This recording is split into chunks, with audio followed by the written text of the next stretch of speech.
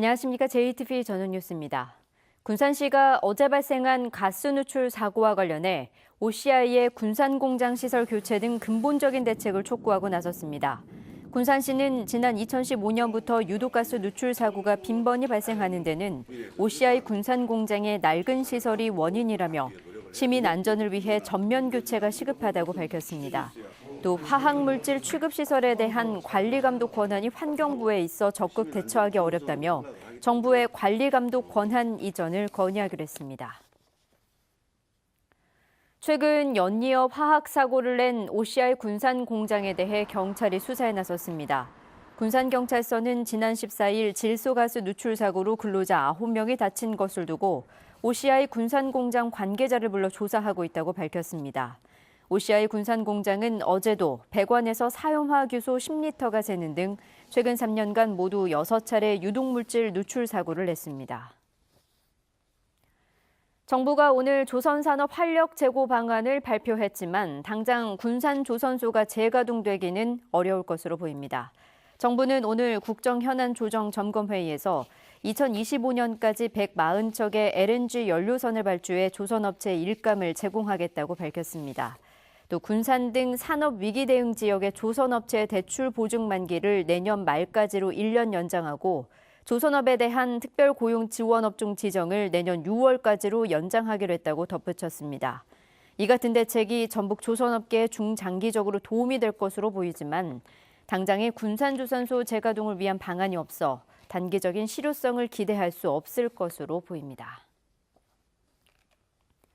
최근 현대중공업 공동대표이사로 임명된 가삼현 사장이 군산조선소 재가동이 아직 어렵다고 말했습니다.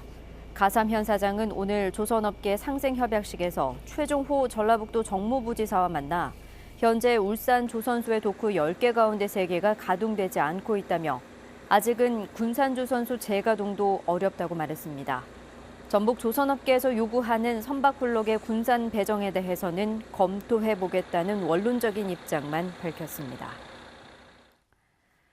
전북 주요 기업들의 장학기금 후원 약정이 제대로 지켜지지 않는 것으로 나타났습니다.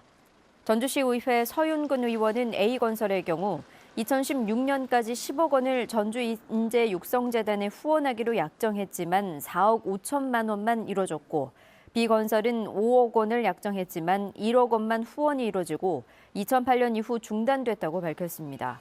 이 밖에 일반인들의 후원금도 계속 감소하고 있어서 후원자 발굴 등의 노력이 요구되고 있습니다. 국회가 예결위 예산안 조정 소위를 구성하고 심사에 착수함에 따라 시도별 국가 예산 확보 경쟁이 본격적으로 시작됐습니다. 올해 국회 예산안 조정 소위는 민주당 7명, 자유한국당 6명, 바른미래당 2명, 비교섭단체 1명 등 16명으로 구성됐고 전북 지역에서는 전주 의뢰 정운천 의원이 지난해에 이어 2년 연속 선임돼 본격적인 활동에 나섰습니다. 전라북도는 정운천 의원과 함께 정부 예산 편성 과정에서 반영되지 않았거나 금액이 줄어든 70개 사업을 대상으로 이달 말까지 국가 예산 확보에 행정력을 집중할 계획입니다. 운행되고 있는 버스의 위치를 알려주는 전자노선도가 시내버스 내부에 설치됩니다. 전주시는 1차로 시내버스 250대에 버스 노선, 위치, 환승 정류장에 관한 정보를 제공하는 전자노선도를 설치해 12월 하순부터 본격적으로 운영에 들어갈 계획입니다. 전주시는 전자노선도의 한글뿐만 아니라 영어, 일본어 서비스도 제공하고 내년까지 나머지 170대의 전자노선도를 모두 설치하기로 했습니다. 전북의 첫 미투 사건의 피고인이 법정 구속됐습니다. 전주지법 제2형사부는 극단 여배우들을 추행한 혐의로 기소된 전주 모 극단 전 대표 최모 씨에게 징역 1년 6개월을 선고한 뒤 법정 구속하고 성폭력 치료 프로그램 120시간 이수, 아동 청소년 시설 취업 제한 10년을 명령했습니다. 재판부는 피고인이 우발적 지위를 악용해 미성년자를 비롯한 피해자를 여러 차례 강제추행해 죄질이 불량하다고 판시했습니다. 최 씨는 지난 2월 여배우 송원 씨의 미투로 범행 사실이 처음 폭로됐고 검찰 조사에서 여배우 3명을 추행한 사실이 드러나 기소됐습니다.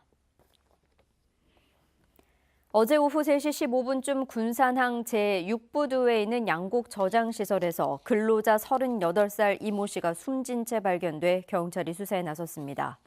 경찰은 이 씨가 저장고에 보관 중인 옥수수 시료를 채취하기 위해 5m 깊이 저장고 내부로 들어갔다가 질식 사고를 당한 것으로 추정하고 있습니다. 전주지법 형사 6단독은 동거녀를 흉기로 찔러 다치게 한 혐의로 기소된 61살 A씨에게 징역 3년을 선고했습니다.